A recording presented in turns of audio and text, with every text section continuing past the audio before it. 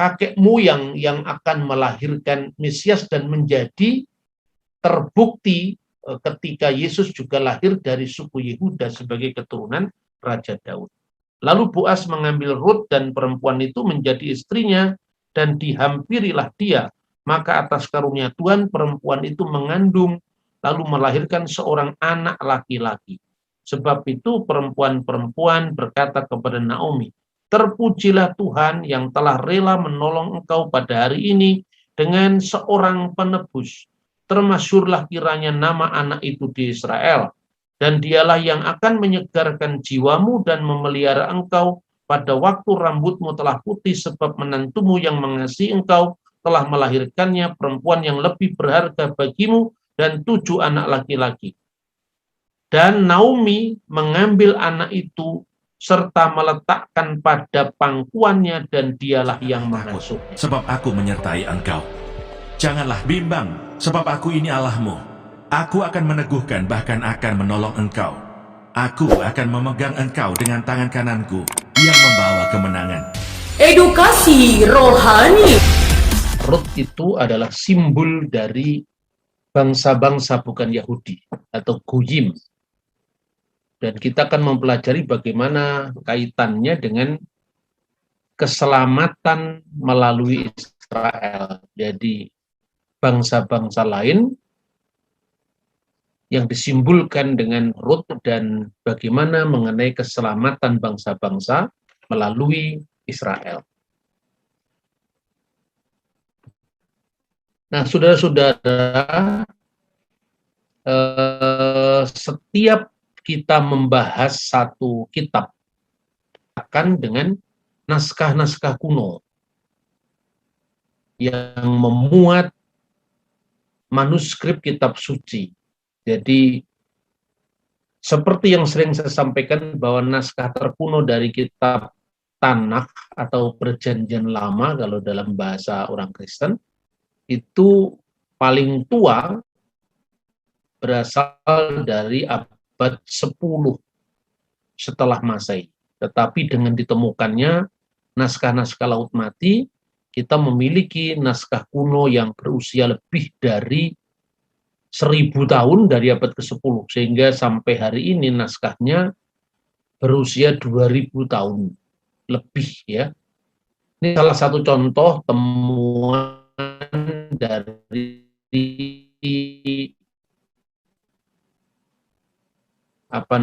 memuat kitab Rut pasal pertama.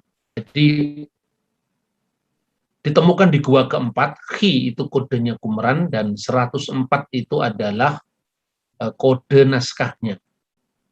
Teks ini Anda nanti bisa bandingkan, tentu kalau di dalam teks Qumran, itu belum ada nikut atau tanda-tanda baca, titik-titik diakritik. Tapi di situ kalaupun ada perbedaan, itu rata-rata itu adalah perbedaan dalam cara penulisan, seperti yang sudah sering kita bahas. Jadi teks ini menyaksikan tentang pasal 1 ya, pasal 1 dan yang paling atas itu sayangnya saya tidak berhasil untuk memperjelas itu ya, goresan huruf-huruf Ibrani itu. Jadi sampai hari ini Anda bisa bandingkan dengan naskah Masoretik dari teks yang sama, pasal pertama ya, misalnya Wayehi bime sepot ha sopetim.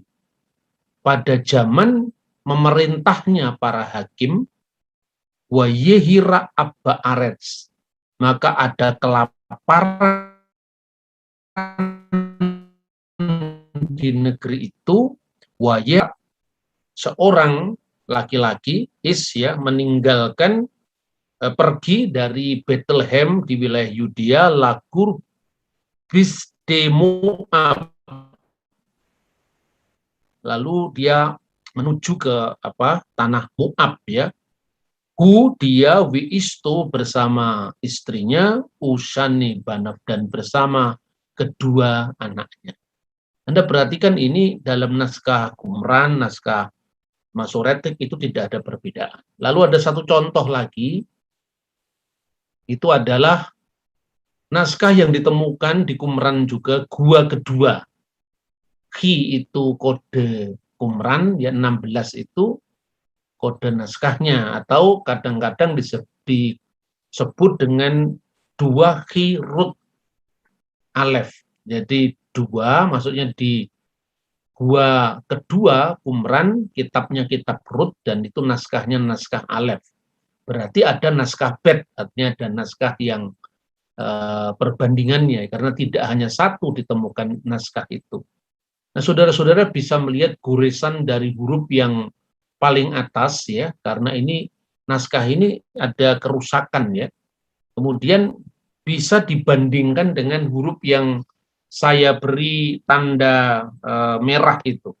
Huruf yang saya beri tanda merah itu sebetulnya mengawali sebelum kata yang kedua, ya. Di situ tertulis wa yisbat lah kali, wa tokal, wa tisba, wa totar misalnya. Jadi ini Rut pasal 2 ayat 14. Dan artinya saya kira dari atas, ya, karena sebelum naskah ini tidak saya sertakan, tetapi kira-kira kalau diartikan dari naskah sebelumnya lengkap itu ayat 14 itu, ketika sudah waktu malam berkatalah Boas kepadanya, datanglah kemari, makanlah roti ini dan celupkanlah suapmu ke dalam cuka ini, lalu duduklah ia di sini. Penyabit-penyabit itu dan Boas menunjukkan berkas gandum kepadanya. Makanlah Rut sampai kenyang, bahkan ada sisanya. Ini dari Rut pasal 2 ayat 14. Keduanya itu adalah naskah yang ditemukan di Laut Mati yang usianya sudah lebih dari 2000 tahun. Ini selalu saya tekankan berulang-ulang karena biasanya orang menuduh bahwa Alkitab itu sudah dipalsukan, maka saya tidak perlu harus menjawab dengan perdebatan atau menjawab dengan silat kata, tapi saya ingin menunjukkan bukti-buktinya bahwa naskah kuno yang usianya lebih dari 2000 tahun masih bisa diidentifikasi. Kalaupun ada varian teks, ya bisa jujur kita daftarkan. Kalau ada perbedaan ortografi juga jujur kita bisa muat, dan itu tidak sulit untuk dijumpai dalam publikasi-publikasi sekarang. Kemudian inilah naskah yang berasal dari abad ke-10 yang dikenal dengan naskah Masoretik. Jadi kalau saudara perhatikan bunyinya sama dengan yang tadi kita baca di naskah-naskah Laut Mati. Ini pasal 1 yang mulai pada baris kanan, ya, baris kanan itu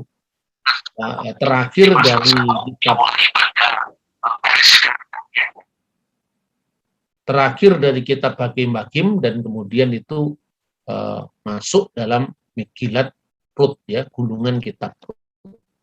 Nah, saudara-saudara, bagaimana asal-usul kitab ini sebelum kita membahas isinya, ya? Teori-teori yang muncul mengenai siapa penulis kitab Rut. Kadang-kadang dalam beberapa tafsir kitab suci cuma dikatakan penulisnya tidak jelas.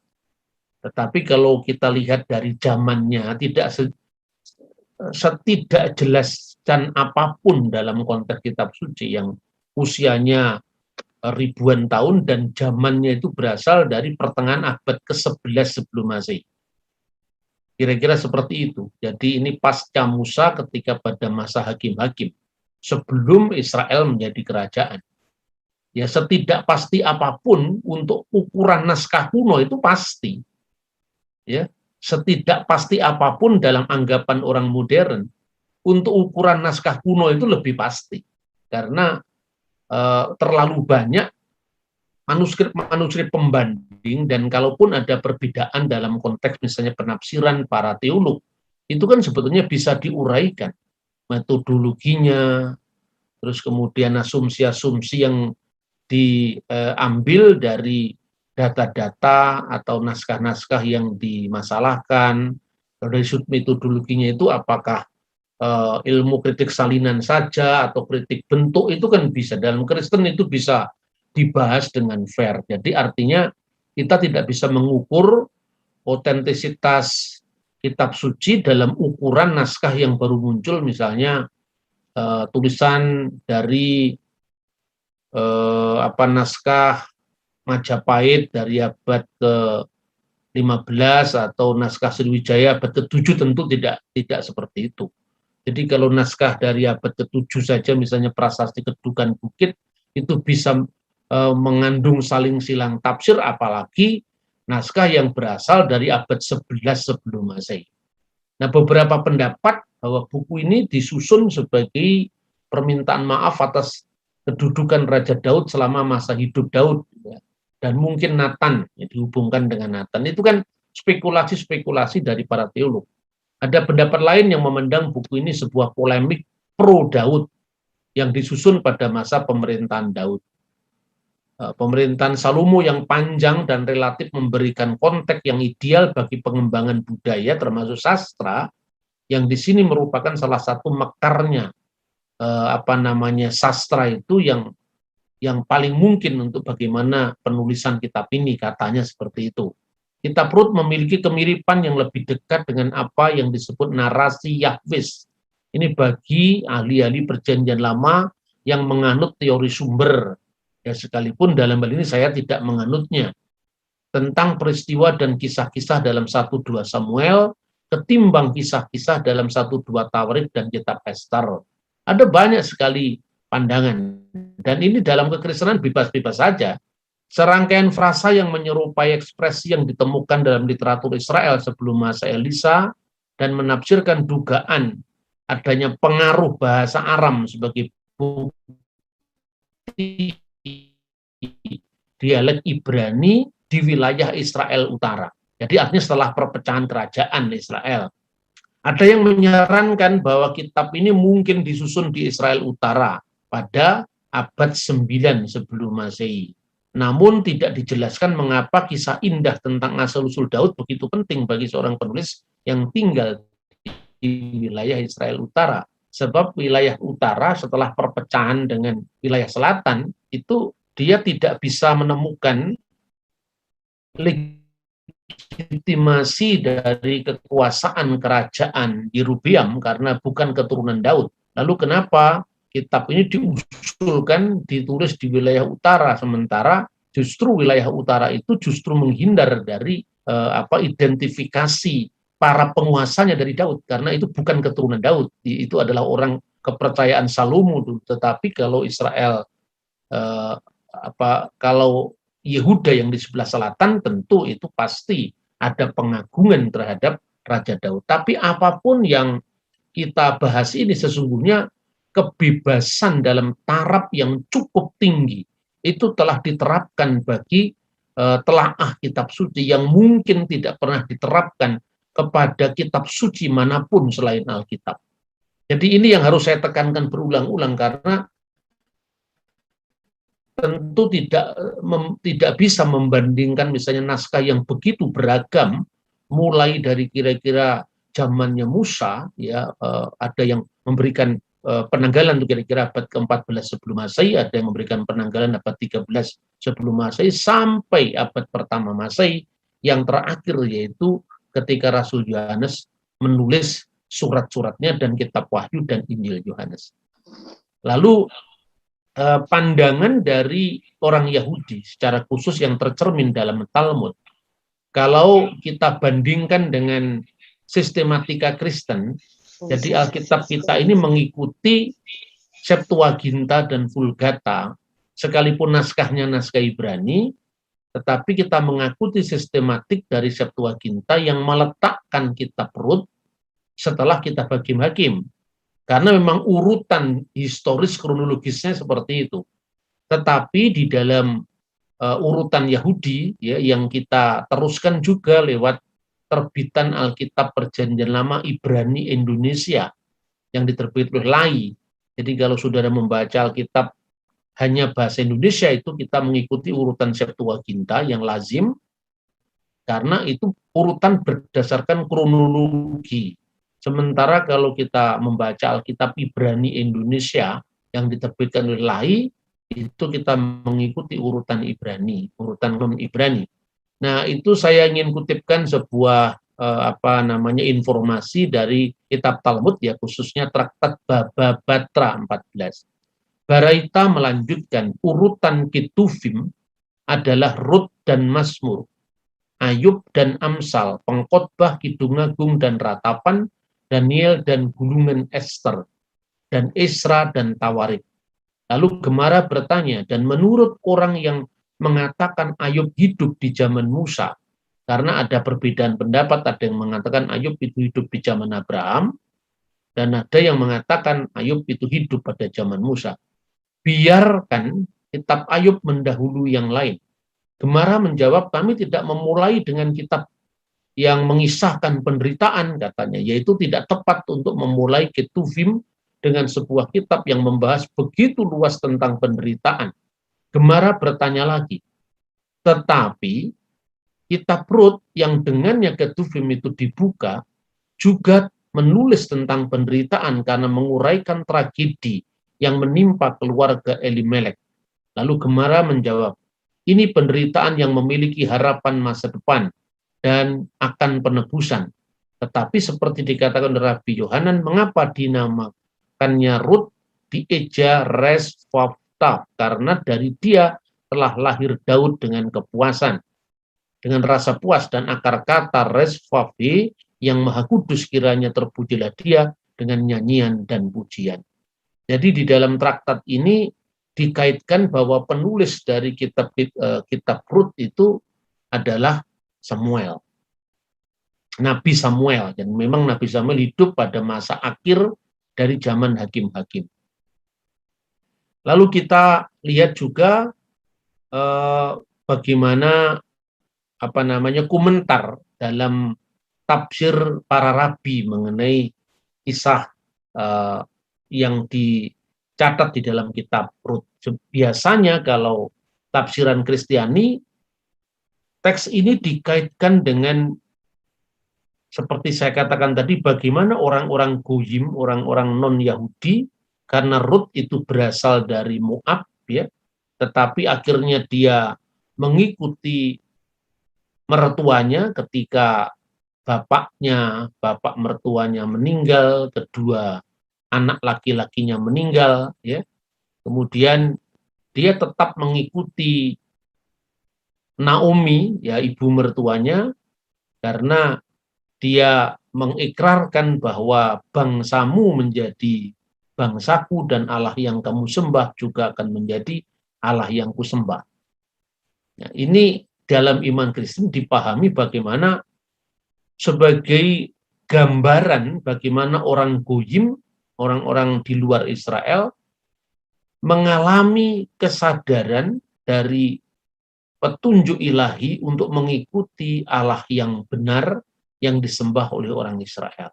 Dan gambaran bagaimana tentang Rut yang ditebus oleh Boaz, ya, itu gambaran tentang bagaimana manusia telah ditebus oleh Sang Juru Selamat.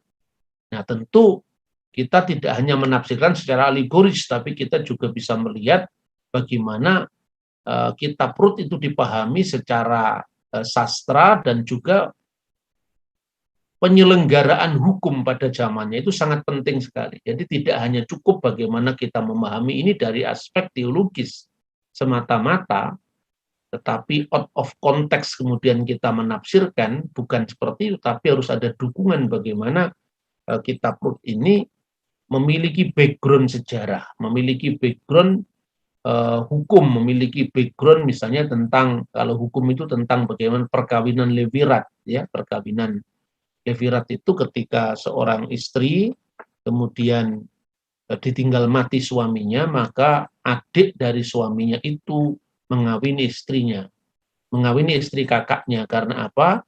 Supaya namanya tidak hapus dari Israel. Karena itu konteksnya adalah bagaimana marga dari suami yang meninggal tadi tidak hilang, tapi diteruskan oleh adiknya. Tetapi dalam kasus Rut ini nanti saudara agak jauh itu.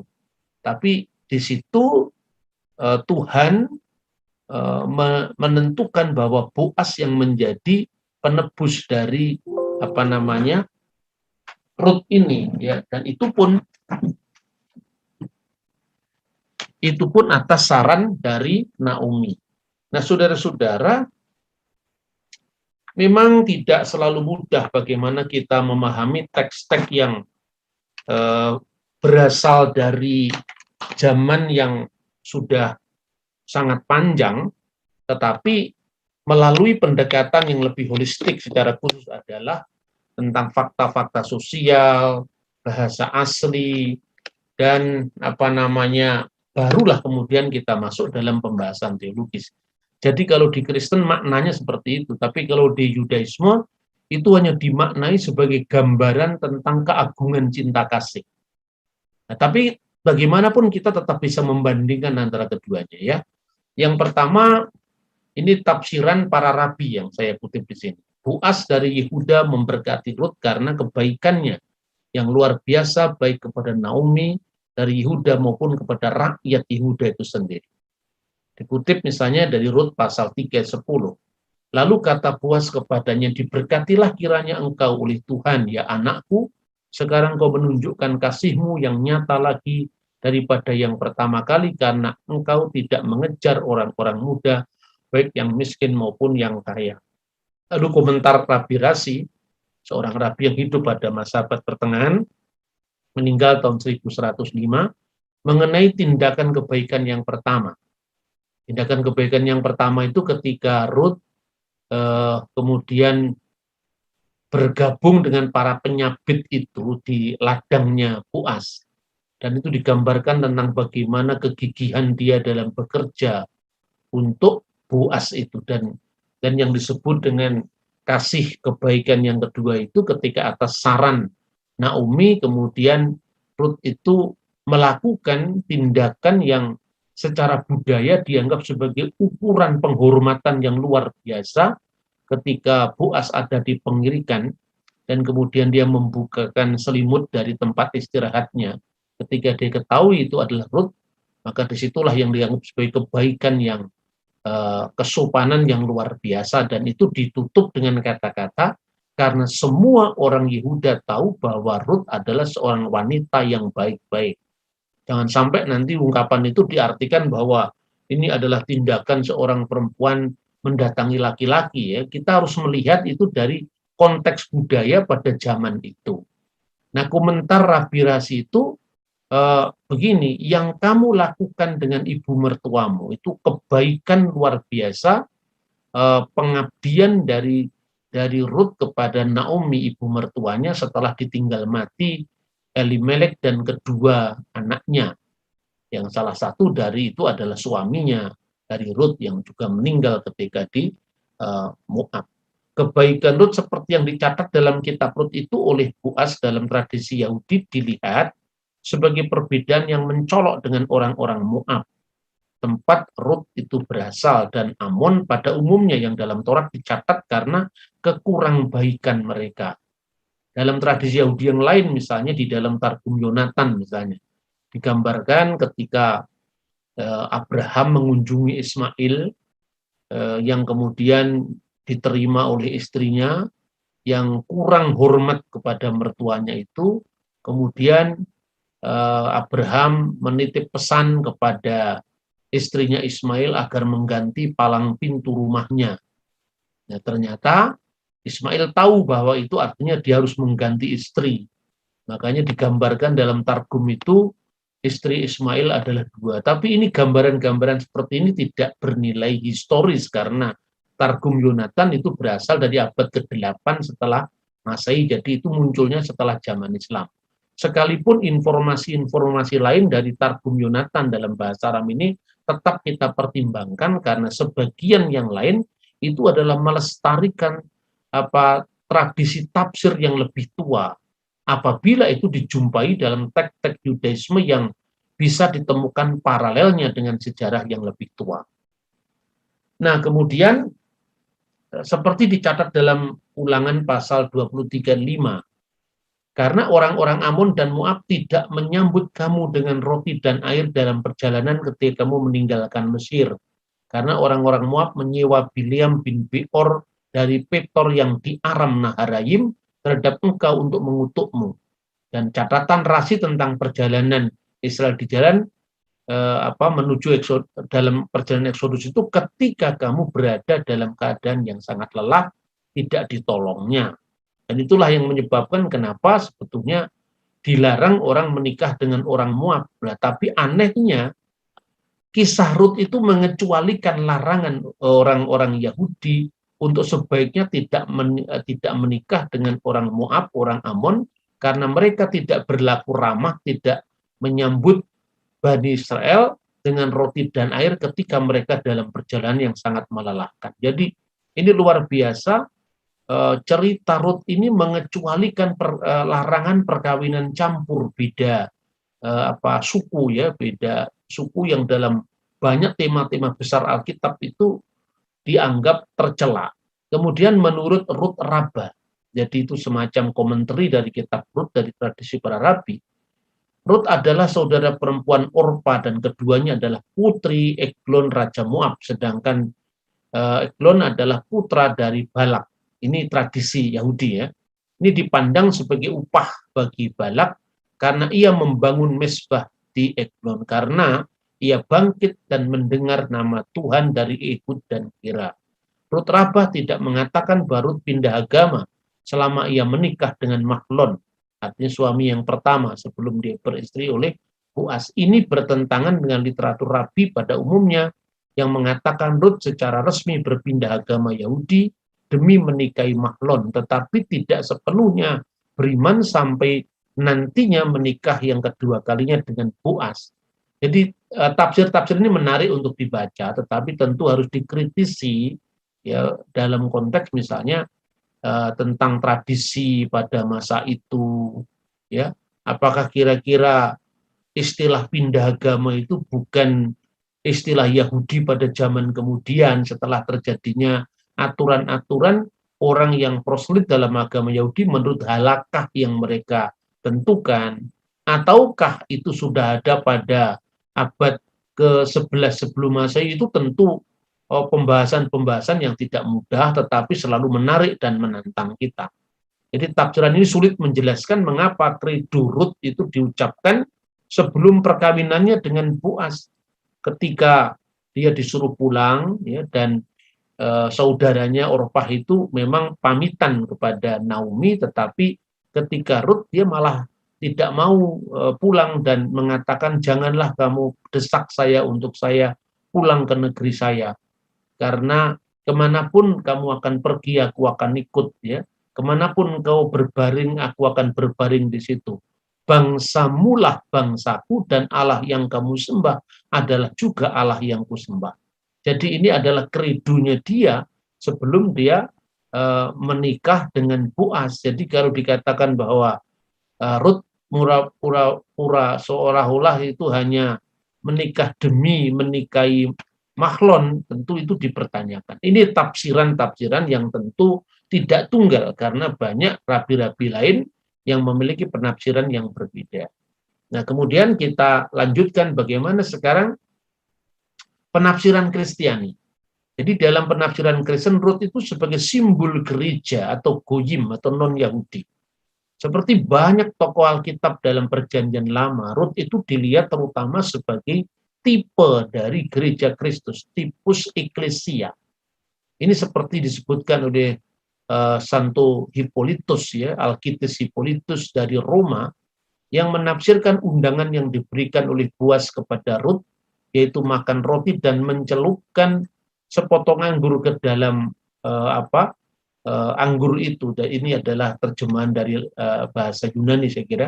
Dan setelah puas makan, minumlah dari air yang diambil oleh para penuai muda. Peristiwa itu secara alegoris disimpulkan sebagai simbol baptisan yang diberikan oleh gereja Tuhan kepada para rasulnya, yang dalam kisah itu dilambangkan dengan para penuai. Kemudian mereka menimba air dari sumber yang abadi bersama-sama dengan para nabi, katanya. Maknanya apa? Setelah kasih karunia ilahi diterima dari Kristus, mereka bisa memuaskan dahaga jiwa mereka. Di sini Rut berasal dari Moab, melambangkan gereja sendiri yang adalah tidak hanya berasal dari Yudaisme, tapi kemudian berasal dari bukan Yahudi. Dan kita tahu bahwa gereja Yahudi dipimpin oleh Rasul Yakobus di Yerusalem, tapi segera setelah itu akan muncul gereja bukan Yahudi dari Antioquia, Syria yang dicatat dalam Kisah Rasul pasal 11 ayat 26. Maka lebih khusus lagi, dia bukan sekedar tipus eklesia, tapi juga tipus gentium.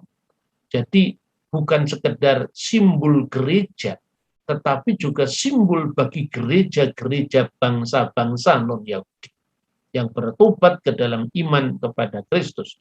Dan kaum Moab menjadi anggota komunitas Tuhan setelah meninggalkan semua milik nenek moyangnya. Properti dari Moab ditinggalkan semua oleh Rut, dan karena alasan itu Rut dilihat sebagai sosok Gentile Christianity, kekristenan bangsa-bangsa lain yang menolak Avodah Zarah, penyembahan asing, karena dia tidak lagi menyembah ilah-ilah bangsanya, tapi menyembah Allah yang disembah Israel, dan berbalik dengan penuh semangat kepada iman Kristen. Nah, jadi itu yang ditekankan dalam penafsiran-penafsiran Kristen. Jadi ungkapan dalam Rut pasal 116 itu sangat penting, ya. Jadi janganlah desak aku meninggalkanmu dan pulang dengan mengikutimu, sebab kemana engkau pergi, di situ pula aku akan pergi, kemana engkau bermalam, di situ aku akan bermalam. Bangsamu adalah bangsaku, dan Allah yang kamu sembah adalah Allah yang aku sembah. Fakta bahwa Rut dikecualikan dari larangan Alkitab agar Israel tidak menikah dengan Bani Amon dan kaum dari rasnya, dan ia masuk dalam persekutuan umat Israel, dijelaskan dengan mengacu pada 1 Timotius pasal 1 ayat 9. Hukum Taurat itu bukan bagi orang yang benar, melainkan bagi orang yang durhaka dan lalim, kata Rasul Paulus. Di sini Rut adalah wanita saleh yang mampu mengatasi sanksi yang tertulis dalam Ulangan pasal 23 ayat 4 tentang larangan Israel untuk menikah dengan bangsa Moab dan bangsa lain. Rut bisa dianggap sebagai model karena kesetiaannya kepada Naomi, wanita Israel itu, yang dengannya ia bersumpah untuk tinggal sampai mati. Jadi keagungan kasih yang abadi. Bangsa Israel sebagai bangsanya dan Allah Israel sebagai Allah yang disembahnya adalah teladan bagi para petobat yang dipanggilnya untuk tekun di dalam Dia. Nah, saudara-saudara, karena itu dalam tafsir Yahudi pun akhirnya, sekalipun tidak secara eksplisit bisa dibaca langsung dari tipologi Rut itu, tetapi dalam bagian yang lain, ya, misalnya Midrash Bereshit Rabbah 12, kita membaca hal-hal yang diciptakan sempurna oleh Tuhan karena manusia berdosa telah menjadi rusak dan tidak kembali ke kondisi sempurna seperti semula, sampai datangnya anak yang dinamai Peres. Menurut nubuat dalam Kejadian pasal 37 ayat 29 dan Rut pasal 4 ayat 18, yaitu sang Raja Mesias dari suku Yehuda. Jadi sekalipun mungkin penafsiran Yahudi tidak terlalu eksplisit mengaitkan kitab Rut sebagai tipe dari umat Goyim yang bertobat kepada Israel yang dikaitkan langsung dengan Mesias. Tetapi dalam tafsiran Midrash, yang itu adalah Midrash untuk kitab Kejadian, itu disinggung tentang Rut pasal 4 ayat 18 mengenai anak yang dinamakan Peres. Dan itu apa? Kita bisa lihat ini. Di akhir dari kisah Rut itu dengan Boaz setelah dia menikah, itu diakhiri dengan silsilah, ya, toledot dari Peres itu. Jadi inilah toledot atau keturunan dari Peres. Peres memperanakkan Hezron, Hezron memperanakkan Ram, Ram memperanakkan Aminadab, Aminadab memperanakkan Nahason, Nahason memperanakkan Salmon, Salmon memperanakkan Boaz, Boaz memperanakkan Obed, Obed memperanakkan Isai, dan Isai memperanakkan Daud. Dan teks ini juga akhirnya dilanjutkan, dilengkapi sampai pada silsilahnya Yesus Kristus dalam Injil Matius pasal 1 ya, saudara-saudara itu. Tapi sebelum kita mengakhiri teks ini, kita bisa membaca dulu bagaimana tadi sudah saya singgung tentang pertemuan dari Rut dengan Boas ya, tetapi kita bisa membaca lebih lanjut dari pasal 4 sebelum kita mengakhiri teks ini ya. Jadi tadi sudah saya sampaikan tentang Rut dan Boas di tempat pengirian, kemudian pengirikan dan di situ bagaimana dia menunjukkan rasa hormatnya kepada sang majikan itu yang sungguhnya adalah kerabat dari Elimelek sendiri, tapi agak jauh kekerabatannya. Karena Elimelek tidak punya anak selain 2 anaknya yang sudah menikah tadi. Kemudian Naomi mengatur sebuah rencana untuk kebahagiaan Rut agar kemudian dia bekerja pada Boas dan menunjukkan sikap sopan dan sikap baktinya untuk tentu wilayah masyarakat patrilineal di Timur Tengah pada saat itu. Lalu pasal 4 kita bisa lebih jelas belajar dari sini ya. Ayat 1, Boas telah pergi ke pintu gerbang dan duduk di sana. Kebetulan lewatlah penebus yang disebutkan Boas itu. Jadi kira-kira seperti ini, Elimelek itu memiliki warisan tanah. Nah, warisan itu karena Elimelek sudah meninggal, kedua anak laki-lakinya sudah meninggal, dia tinggal sendiri, Naomi, bersama menantunya tadi yang sudah tinggal mati suami tadi. Lalu dia menawarkan untuk dijual. Nah, ini berkaitan dengan gagasan perkawinan kuno yang disebut perkawinan levirat. Levirat itu perkawinan dengan ipar sebetulnya. Jadi kalau seorang istri suaminya meninggal, lalu adik laki-lakinya tadi mengawini istri kakaknya yang sudah meninggal tadi untuk melanjutkan nama sang kakak supaya namanya tidak hilang dari Israel. Nah, karena Elimelek tidak punya anak lagi, ya, maka kemudian dia merancangkan kepada keluarga yang agak jauh, yaitu keluarga Boas. Dan ternyata Boas jatuh cinta pada Rut, ya. Kemudian, tetapi dia masih berpikir, barangkali ada Goel, ada penebus yang lebih baik dari dia. Lalu ketika orang lain itu ditawarkan tentang tanah yang akan dijual itu dengan tambahan kalau Rut juga disertakan dalam transaksi pembelian itu, karena ini jangan dianggap itu penjualan wanita, bukan itu maksudnya. Tetapi ini berkaitan dengan kalau tanah itu soal perdata, tetapi kalau mantan menantunya, artinya kalau sudah dinikahi orang lain kan bukan lagi menantunya, itu artinya harus dilakukan karena apa? Yang kedua itu berkaitan dengan meneruskan nama dari keluarga itu. Jadi dalam sistem kekerabatan Timur Tengah itu, khususnya untuk masyarakat Israel, nama itu tidak boleh hilang. Makanya ketika dia mati dan dia tidak memberikan anak, nama dari keluarga itu harus dilanjutkan. Jadi sekali lagi, jangan teks ini kemudian dipahami menurut logika orang modern yang tidak mengenal tradisi perkawinan levirat, kemudian ini masa beli tanah plus ditambah perempuan, bukan seperti itu, ditambah janda cantik, bukan seperti itu. Jadi kita mesti melihat ya, penjualan tanah itu adalah persoalan perdata, tentu keperdataan menurut hukum pada zaman itu. Kemudian ditambahkannya Rut berserta dengan tanah yang dijual itu, konteksnya adalah agar melanjutkan tradisi levirat itu untuk untuk meneruskan nama, ya, untuk meneruskan nama tadi. Ya, saya kira seperti itu konteksnya. Lalu kenapa dia pergi ke pintu gerbang? Nah, pintu gerbang itu kalau menurut tradisi kuno ya, itu artinya adalah tempat pengadilan.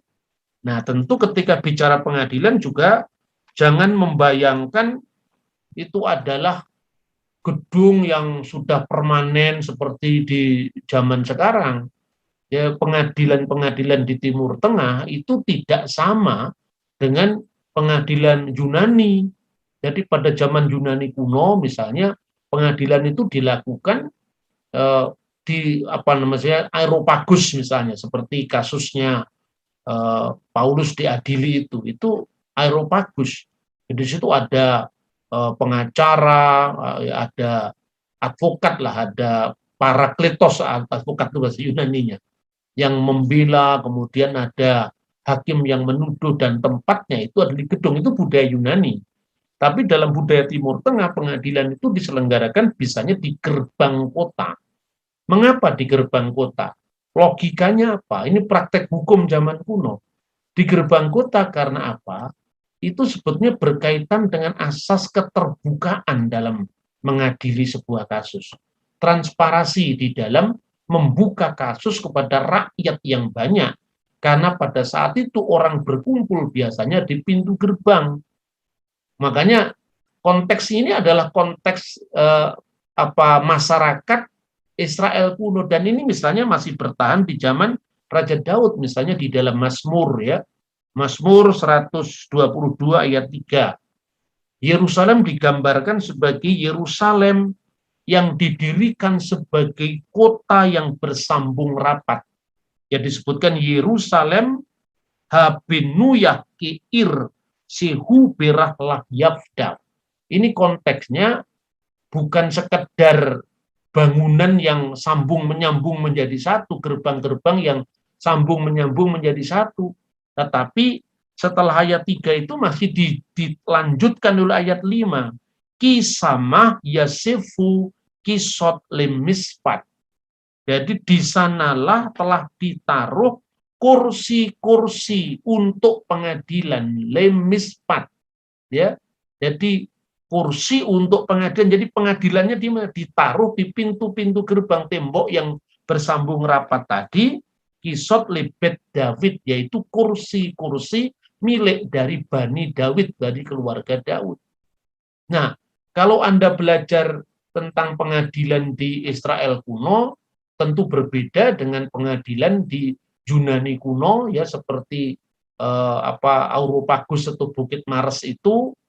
Tentu berbeda dengan misalnya Anda belajar dari sejarah kerajaan Nusantara, di mana misalnya saya pernah memberikan contoh di dalam kitab Adigama, yaitu Sang Hyang Adigama itu undang-undang yang diundangkan di masa akhir Majapahit itu bersamaan dengan menjelang Perang Paregreg, ya.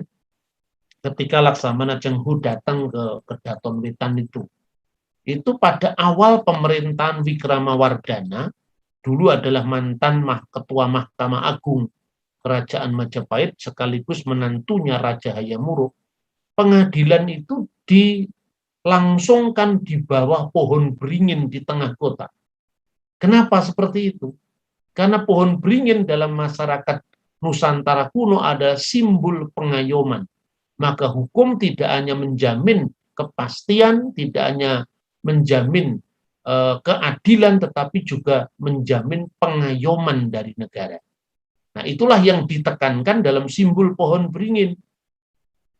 Makanya dalam putusan pengadilan kita, ya, sejak zamannya Bung Karno atas usulan Dr. Saharjo, ditulis di bawah pohon beringin ada kata-kata demi keadilan berdasarkan ketuhanan yang Maha Esa.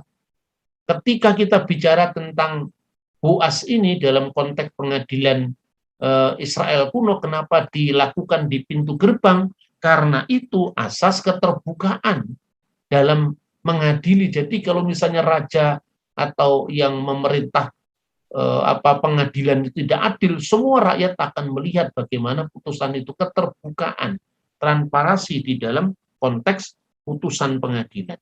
Nah, kemudian berkatalah Boas kepada para tua-tua Israel, para skenim Israel, dan kepada semua orang di situ.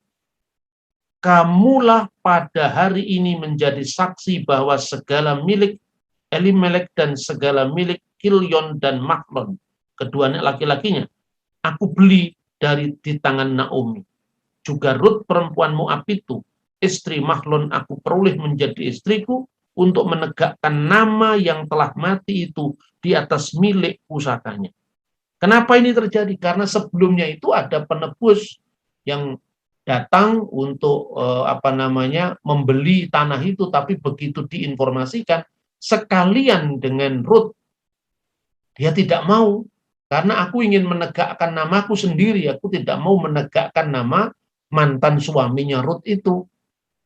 Sementara itu karena cinta sejatinya kepada Rut, maka akhirnya dia menyaksikan kepada orang-orang di situ, ya di pintu gerbang itu, dan dia saksikan bahwa dia mengawini Rut itu tadi, ya. Kemudian kita lanjutkan, juga Rut perempuan Moab itu istri Mahlon, dan aku peroleh menjadi istriku untuk menegakkan nama orang yang telah mati itu di atas milik pusakanya. Demikianlah nama orang itu tidak akan lenyap dari antara saudara-saudara dan dari antara warga kota. Kamulah pada hari ini menjadi saksi. Dan seluruh orang yang hadir di pintu gerbang dan para tua-tua berkata, kami menjadi saksi. Tuhan kiranya membuat perempuan yang akan masuk ke rumahmu itu sama seperti Rahel dan Lea, yang keduanya telah membangunkan umat Israel. Biarlah engkau menjadi makmur di Efrata, dan biarlah namamu termasuk di Bethlehem. Keturunanmu kiranya menjadi seperti keturunan Peres, yang dilahirkan Tamar bagi Yehuda, oleh karena anak-anak yang akan diberikan Tuhan kepadamu dari perempuan muda itu. Dan Peres ini dimaknai sebagai kakek moyang yang akan melahirkan Mesias dan menjadi terbukti ketika Yesus juga lahir dari suku Yehuda sebagai keturunan Raja Daud. Lalu Boas mengambil Rut dan perempuan itu menjadi istrinya, dan dihampirilah dia.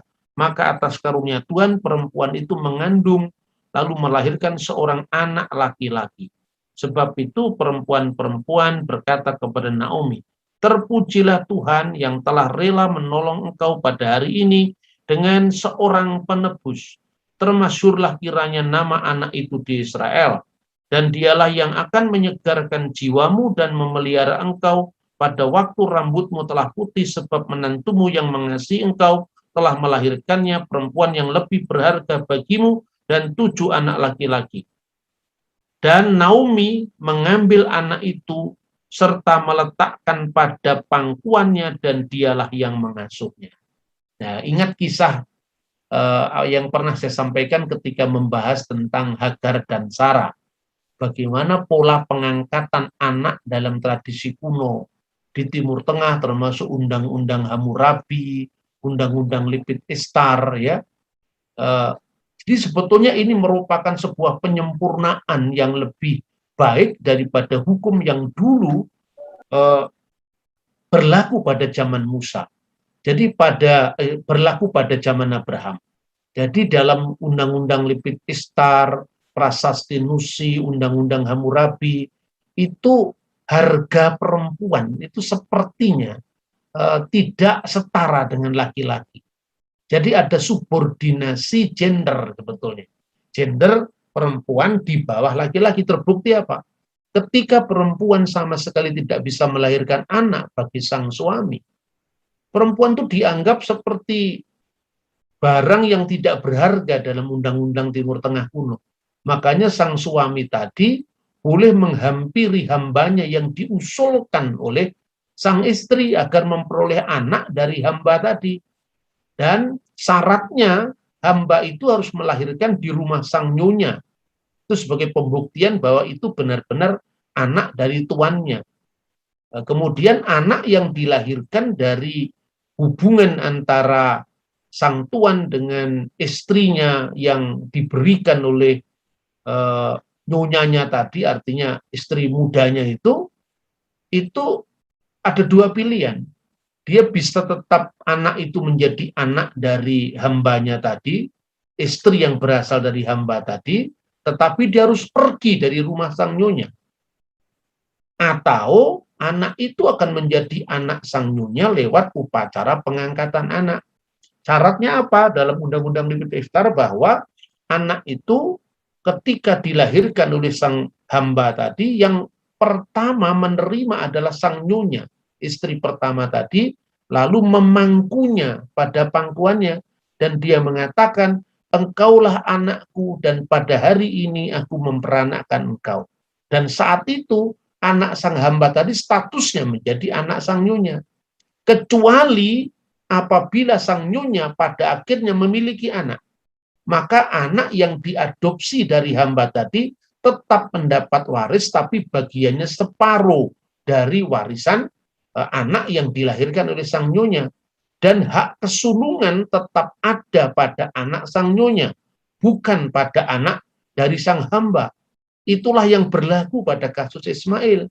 Sehingga ketika orang mengatakan, ambillah anakmu yang tunggal yang engkau kasih, yaitu Iska. Loh, sudah punya anak Ismail kok masih disebut Iska anak yang tunggal? Itu memahami menurut konteks zaman kita. Tidak dipahami menurut konteks hukum pada zaman itu. Dan oleh Tuhan itu yang disuruh tinggalkan kepada Abraham. Jadi tinggalkanlah negerimu itu bukan sekedar meninggalkan negerinya dari Mesopotamia bergerak ke wilayah Teutur yang lain, tapi meninggalkan hukum yang tidak adil. Lah kok malah Abraham menuruti suara istrinya untuk mengambil Hagar. Tetapi dalam kasus dengan kitab Rut ini lain. Jadi Naomi mengambil anak itu serta meletakkannya pada pangkuannya, dan dialah yang mengasuhnya. Nah, ini adalah sebuah pembaruan hukum menurut saya, karena kalau pada zaman itu, pada zaman Abraham memangku anak itu terbukti dari Undang-Undang Lipit Ishtar, Undang-Undang Hammurabi. Itu konteksnya belum bisa menyelesaikan ya persoalan-persoalan perhambaan, tetapi ini diadopsi dalam konteks keluarga. Jadi artinya hubungan antara keluarga besar Elimelek itu tidak terhapus dengan ketika perempuan yang ditinggal mati suami tadi menikah dengan kerabatnya yang terdekat. Jadi ini kira-kira pandangan-pandangan yang bisa dikembangkan dari sudut pandang praktek hukum pada masa kuno. Jadi sekali lagi saya sampaikan bahwa kita tidak boleh mengukur sebuah kasus yang jaraknya 2000 tahun sebelumnya dipahami menurut konteks kita sekarang. Itu sebuah anakronisme yang menurut saya justru tidak saintifik, tidak ilmiah. Seperti anak tunggal tadi, bagaimana Ishak disebut anak tunggal atau anak sulung, sementara sudah ada Ismail. Itu kan hukum kita, zaman kita sekarang. Nah, padahal kita tidak bisa melihat itu dari ribuan tahun yang lalu dengan ukuran kita. Bahkan menurut saya, tafsiran-tafsiran para rabi pun itu harus diukur dari konteks sejarah ini. Tidak bisa misalnya asalkan itu orang Yahudi yang menafsir, cukup dari sudut pandang ilmu bahasa atau sastranya, Anda langsung percaya. Tidak bisa seperti itu. Karena apa? Tafsiran-tafsiran Yahudi itu juga beragam. Mungkin gambaran bahwa Peres itu akan melahirkan sang Mesias tidak terlalu kuat sekarang. Karena konteksnya masyarakat Yahudi modern itu sudah mulai melakukan redefinisi dalam pengharapan mesianik mereka. Nah, itulah yang bisa saya sampaikan dalam pelajaran yang sangat penting tentang kisah Rut ini sebagai tipus dari gereja, sebagai tipe dari eklesia, khususnya eklesia dari kalangan kaum Goyim, kaum non-Yahudi. Dan secara eklesiologis ini sudah selesai di gereja ketika Ignatius dari Antioquia, murid Rasul Petrus, mengatakan dalam suratnya kepada orang-orang Magnesia adalah tidak masuk akal apabila orang-orang Kristen dari kalangan bukan Yahudi harus dipaksa untuk melakukan hukum Yahudi. Tetapi sejak saat Ignatius dari Antioquia, antara anggota gereja yang berlatar belakang Yahudi, yang tunduk kepada hukum Musa, ya, yang tunduk kepada misfot Mose, sementara orang-orang bukan Yahudi tunduk kepada misfot Bene Noah, anak undang-undang atau hukum dari anak-anak Nuh. Dan itu keduanya nanti disebut sebagai satu gereja yang kudus, yang yang rasuli. Jadi satu gereja yang kudus, yang Katolik artinya berlaku universal, dan yang apostolik yang rasul. Amsal pasal 29. Siapa bersih tegang leher, walaupun telah mendapat teguran, akan sekonyong-konyong diremukkan tanpa dapat dipulihkan lagi. Jika orang benar bertambah, bersukacitalah rakyat. Tetapi jika orang fasik memerintah, berkeluh kesahlah rakyat. Orang yang mencintai hikmat, menggembirakan ayahnya. Tetapi siapa yang bergaul dengan pelacur, memboroskan harta. Dengan keadilan, seorang raja menegakkan negerinya. Tetapi orang yang memungut banyak pajak, meruntuhkannya. Orang yang menjilat sesamanya, membentangkan jerat di depan kakinya. Orang yang jahat terjerat oleh pelanggarannya, tetapi orang benar akan bersorak dan bersukacita.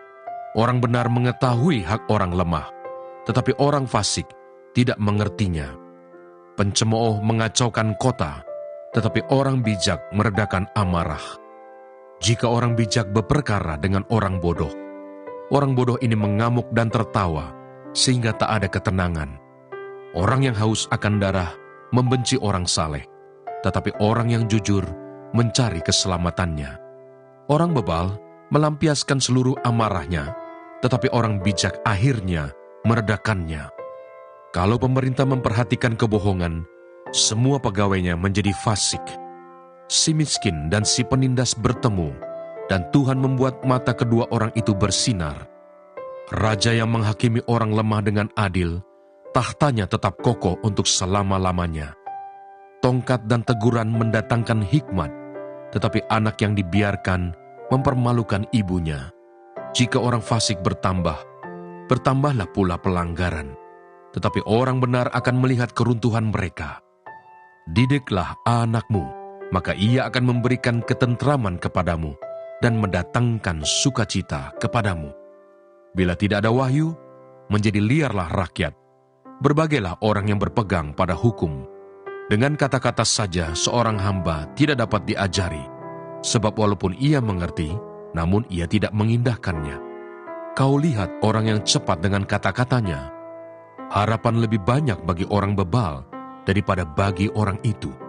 Siapa memanjakan hambanya sejak muda, akhirnya menjadikan dia keras kepala. Si pemarah menimbulkan pertengkaran, dan orang yang lekas gusar banyak pelanggarannya. Keangkuhan merendahkan orang, tetapi orang yang rendah hati menerima pujian. Siapa menerima bagian dari pencuri, membenci dirinya. Didengarnya kutuk, tetapi tidak diberitahukannya. Takut kepada orang mendatangkan jerat, tetapi siapa percaya kepada Tuhan, dilindungi. Banyak orang mencari muka pada pemerintah, tetapi dari Tuhan orang menerima keadilan. Orang bodoh adalah kekejian bagi orang benar. Orang yang jujur jalannya adalah kekejian bagi orang fasik. Amsal pasal 30. Perkataan-perkataan Agur bin Yake. Perkataan Agur bin Yake dari Masa. Tutur kata orang itu, aku berlelah-lelah ya Allah, aku berlelah-lelah sampai habis tenagaku, sebab aku ini lebih bodoh daripada orang lain. Pengertian manusia tidak ada padaku, juga tidak kupelajari hikmat, sehingga tidak dapat kukenal yang Maha Kudus. Siapakah yang naik ke surga lalu turun? Siapakah yang telah mengumpulkan angin dalam genggamnya? Siapakah yang telah membungkus air dengan kain? Siapakah yang telah menetapkan segala ujung bumi? Siapa namanya dan siapa nama anaknya? Engkau tentu tahu. Semua firman Allah adalah murni. Ia adalah perisai bagi orang-orang yang berlindung padanya. Jangan menambahi firman-Nya, supaya engkau tidak ditegurnya dan dianggap pendusta. 2 hal aku mohon kepadamu, jangan itu kau tolak sebelum aku mati, yakni, jauhkanlah daripadaku kecurangan dan kebohongan. Jangan berikan kepadaku kemiskinan atau kekayaan. Biarkanlah aku menikmati makanan yang menjadi bagianku, supaya kalau aku kenyang, aku tidak menyangkalmu dan berkata, siapa Tuhan itu? Atau kalau aku miskin, aku mencuri dan mencemarkan nama Allahku. Jangan mencerca seorang hamba pada tuannya, supaya jangan ia mengutuki engkau, dan engkau harus menanggung kesalahan itu. Ada keturunan yang mengutuki ayahnya, dan tidak memberkati ibunya. Ada keturunan yang menganggap dirinya tahir, tetapi belum dibasuh dari kotorannya sendiri. Ada keturunan yang berpandangan angkuh, yang terangkat kelopak matanya. Ada keturunan yang giginya adalah pedang, yang gigi geliginya adalah pisau, untuk memakan habis dari bumi orang-orang yang tertindas, orang-orang yang miskin di antara manusia. Si lintah mempunyai 2 anak perempuan, untukku dan untukku. Ada 3 hal yang tak akan kenyang. Ada 4 hal yang tak pernah berkata cukup. Dunia, orang mati, dan rahim yang mandul, dan bumi yang tidak pernah puas dengan air, dan api yang tidak pernah berkata cukup. Mata yang mengolok-olok ayah, dan enggan mendengarkan ibu, akan dipatuk gagak lembah, dan dimakan anak Raja Wali. Ada 3 hal yang mengherankan aku, bahkan ada 4 hal yang tidak ku mengerti. Jalan Raja Wali di udara, jalan ular di atas cadas, jalan kapal di tengah-tengah laut, dan jalan seorang laki-laki dengan seorang gadis. Inilah jalan perempuan yang berzina. Ia makan, lalu menyeka mulutnya dan berkata, aku tidak berbuat jahat. Karena 3 hal bumi gemetar, bahkan karena 4 hal ia tidak dapat tahan. Karena seorang hamba, kalau ia menjadi raja. Karena seorang bebal, kalau ia kekenyangan makan. Karena seorang wanita yang tidak disukai orang, kalau ia mendapat suami. Dan karena seorang hamba perempuan, kalau ia mendesak kedudukan nyonyanya. Ada 4 binatang yang terkecil di bumi, tetapi yang sangat cekatan. Semut, bangsa yang tidak kuat, tetapi yang menyediakan makanannya di musim panas. Pelanduk, bangsa yang lemah, tetapi yang membuat rumahnya di bukit batu. Belalang, yang tidak mempunyai raja, namun semuanya berbaris dengan teratur. Cicak yang dapat kau tangkap dengan tangan, tetapi yang juga ada di istana-istana raja. Ada 3 binatang yang gagah langkahnya, bahkan 4 hal yang gagah jalannya, yakni singa, yang terkuat di antara binatang, yang tidak mundur terhadap apapun, ayam jantan yang angkuh, atau kambing jantan, dan seorang raja yang berjalan di depan rakyatnya. Bila engkau menyombongkan diri, tanpa atau dengan berpikir, tekapkanlah tangan pada mulut. Sebab kalau susu ditekan, mentega dihasilkan, dan kalau hidung ditekan, darah keluar, dan kalau kemarahan ditekan, pertengkaran timbul. Sebab aku menyertai engkau. Janganlah bimbang, sebab aku ini Allahmu. Aku akan meneguhkan, bahkan akan menolong engkau. Aku akan memegang engkau dengan tangan kananku yang membawa kemenangan. Edukasi rohani.